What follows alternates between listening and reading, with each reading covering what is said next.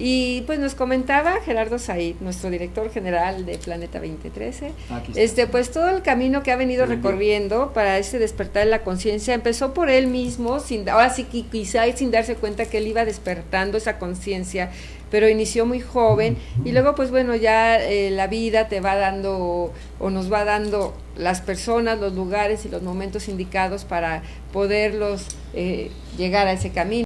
Y tú comentabas que bueno, y te felicito porque nunca has usado una bandera política, que te hayas identificado con ella, ni siquiera una religión. ¿Por qué? Porque también yo conocías ahí organizando eventos pluriculturales. Así, y con todo ese respeto siempre a cada representante de cada disciplina o filosofía o religión, como le quieran llamar, siempre tenían o han tenido su participación, su rezo en conjunto. Desde puede estar un maya o puede estar una persona que practica el sufismo, un budista, un tibetano, un ortodoxo griego, un masón, porque lo he vivido en esas ceremonias que has organizado, y siempre con el respeto, todos respetando y dando todo su mensaje. Así es, y a todos sirvo. Yo siento que uno de los papeles que he venido desarrollando ha sido crear espacios para que cada una de las tradiciones transmitan su mensaje. Y me parece que es muy importante porque cada una de ellas está fundamentada en la enseñanza de un maestro que alcanzó la resurrección. Pues sí. Y en el momento de que tienen ese estado, lo primero que hacen los profetas es compilar un texto y queda guardada la enseñanza para las futuras generaciones. Si nosotros rastreamos cuál es el origen de las grandes tradiciones, va a ser un maestro y un texto. Eso siempre, no falla, siempre. En el budismo está el canon, que está escrito en el antiguo Pali, de las primeras enseñanzas, al principio son orales. Normalmente los maestros no escriben, sino le transmiten la enseñanza y el método oral, una enseñanza oral a su generación, y las siguientes generaciones van organizando la información de manera lógica para que no se pierda, pero siempre hay un texto de referencia que se cuida para que esto quede a las futuras generaciones. Entonces, gracias a esta, podemos decir, preparación universal del conocimiento, entonces me volqué, por ejemplo, en Egipto, egiptología y las pirámides. Después, y además ahí tienes muchísimo material, claro. A los 18, 22, 23 me encantaban los textos originales, los jeroglíficos, las historias de las ciudades, Tebas, Tel el Amarna, Luxor, Karnak, Abu Simbel, las diferentes dinastías, es decir, me zambuí dentro del conocimiento de Egipto y pues fue fascinante. Después hice lo mismo pero con la tradición hindú, entonces fueron los Vedas, el Atharva Veda, el Bhagavad Gita, la historia de Krishna, de Rama, de Arjuna y demás. Después lo hice con el taoísmo y los chinos, en el sentido de las enseñanzas de Lao Tzu, los 5 Kings, el Wu King, el Lapara King, el Atharva King, el I Ching y el confucianismo, que me fascina en términos de la mente vacía.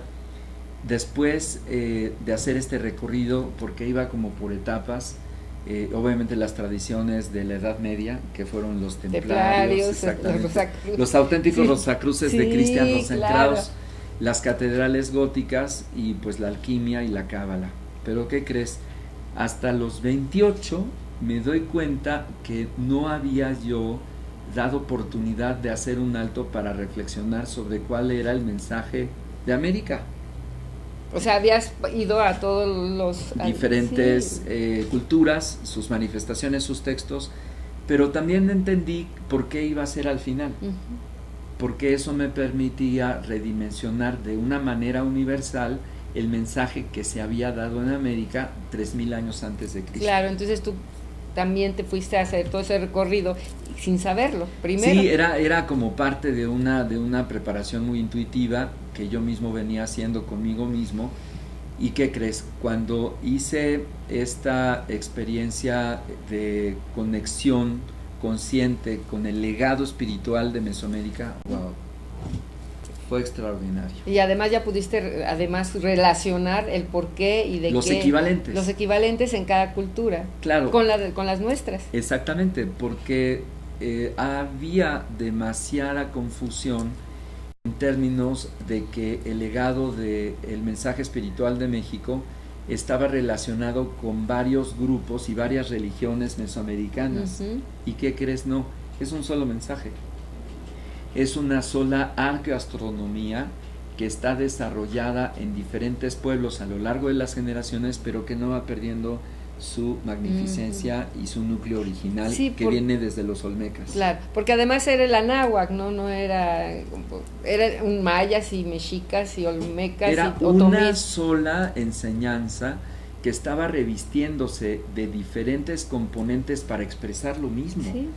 Y esto es extraordinario porque en el momento que yo reviso otras tradiciones viene pasando lo mismo. Entonces, si era lo mismo que Buda, Siddhartha Gautama, en el 600 a.C., hace una reforma y actualización del canon de los Vedas, que es el brahmanismo, no niega la anterior enseñanza, pero la actualiza y le da una actualización. Un enfoque, claro. Sí. Un enfoque mucho más simple, mucho más claro, y esto lo logra, y eso se convierte en la enseñanza del camino medio. Y esta enseñanza del camino medio y de la joya del budismo, que es la compasión y la mente diamante, no niega lo anterior, pero lo actualiza. Y él obviamente toma las enseñanzas del chamanismo siberiano y el hinduismo de pues todas las cuencas del norte de la India, sobre el Ganges obviamente, y después en donde él es oriundo. Y ocurre también la resurrección. Es decir, la resurrección es un estado que el ser humano puede lograr biológicamente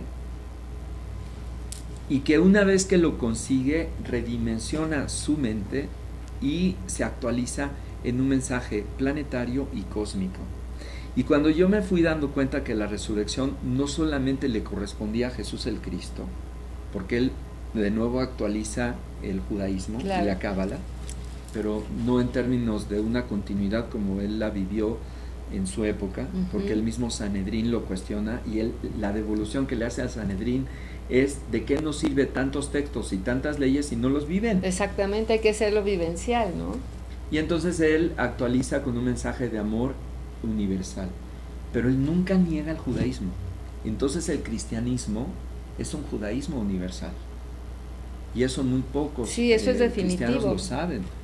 De hecho, va incluyendo a griegos, a romanos, a otros. Por donde ha estado presente el cristianismo. Y los hace su equipo. Claro. Tan es así que Saulo de Tarso es una personalidad que estudia griego, que es una de las personas pues más ortodoxas, y se convierte a este mensaje universal de Jesús Cristo, que es Joshua. Pero este mensaje, al mismo tiempo que se actualiza, le da una tónica tan diferente que lo vuelve realmente el hilo de una nueva forma de trascendencia para toda una generación, y pues ya lleva 2000 años. Y por eso es un maestro muy grande para todos nosotros, y como dices, porque tocó en muchos lugares. Pero es una actualización de la enseñanza de Moisés. Sí, y eso es lo que de repente perdemos perspectiva en los mismos evangelios. Porque quieren arrancar desde Jesucristo. Que cuando Juan tiene una revelación porque lo ve a Jesús luminoso, Jesús lo ve entre Elías y Moisés. Cuando Elías es anterior a Moisés y Moisés es anterior a Jesús. Claro. Entonces es una cadena de momentos, de mentes luminosas que van generando como una línea de tiempo. Pues sí, de iniciados, ¿verdad? Y como dices, no todo lo que en la Biblia obviamente se describe es literal, sino que hay muchas parábolas, mucha simbología, y cuando empiezo yo con estas historias personales, yo también tengo visiones acerca de poder convocar a las diferentes tradiciones en México, y yo me veo en mis sueños que me perturban, no me dejan dormir, para verme con las personas de las plumas y con los sonidos de los tambores. Y yo no conocía a nadie de esas tradiciones, y con Tailo Bárcenas, otro hermano espiritual que ya murió, en aquel entonces compartí los trabajos metafísicos con él, junto con José Luis Villanueva, que iniciábamos los grupos de metafísica en México pues en los años 80. Vimos que lo que estaba recibiendo en mi cabeza era hacer contacto con los guías espirituales de México. De los de la Anáhuac. Claro. Así es, porque yo sabía y tenía contacto con los budistas, con los hinduistas, con los cabalistas. ¿Y dónde estaba mi contacto con los guías espirituales? De donde yo nací, independientemente de los genes que traigas. Y en mis sueños, en mis visiones, allí estaban continuamente. Y yo me veía recorriendo con diferentes tradiciones y la tradición mexicana hasta adelante. Y es cuando entras a lo de la toltequidad, a la investigación de la toltequidad. Exactamente, con un texto que para mí, y lo voy a decir muy pocas veces lo digo, que me dio códigos y señales muy importantes, que fue 2 de octubre, no se olvida, el texto de Regina, de Antonio Velasco. Que también ya estuvo aquí en el programa. Yo creo que ese texto a nuestra generación nos dio la oportunidad de redimensionar nuestra riqueza espiritual y nuestro baluarte del legado espiritual de México, y me entregó componentes este texto, gracias Toño, porque ese texto nos cambió la vida a muchos de nosotros que ya peinamos canas, que tenemos hoy 50, pero que 20 años atrás, cuando nosotros teníamos 30 años, nos dio una dimensión muy correcta de cuáles eran los pasos a seguir para volver a trabajar con todas estas generaciones que estaban antes de nosotros, claro, en retomar el mensaje de los antiguos pueblos originarios de la Anáhuac. Porque este trabajo, aunque nosotros nos insertamos en los 80s, ya sido trabajado en otras etapas anteriores heroicas. Sí, además pues todo lo que pasó en el 2 de octubre ahí en Tlatelolco, pues por eso se llama la Plaza de las Tres Culturas, años, porque están las culturas. Entonces esto me dio elementos para asumir el hecho de conocer a Toño, que para ese entonces eran nuestros maestros, ahora son nuestros aliados y grandes compadritos y amigos. Pero yo en la francmasonería, me acuerdo de Manuel Plata, le he dicho: Manuel, yo quiero conocer a la guía espiritual de México, ¿quién es? Y se voltea y me dice: yo te voy a llevar al Zócalo, yo sé quién es y te la voy a presentar. Y ahorita nos damos un corte y regresamos para que nos platiques de Nanita Guadalupe Jiménez Sanabria, quien fue la guía espiritual de este primer trabajo público que voy a convocar, del cual tenemos una foto en una de estas caminatas del 2 de octubre, porque ahí desemboca todo el 2 de octubre de 1992, ahí está la foto, sí. Todavía no la vamos a poner si quieres después del corte, y esto me da relaciones para que todo tuviera ya sentido, porque ¿qué crees? A través de este baluarte espiritual de México, yo ya entendí que se podían interconectar todas las otras expresiones, claro, espirituales del planeta. Pero exacto. Si quieres... Regresamos ahorita del corte, porque seguimos.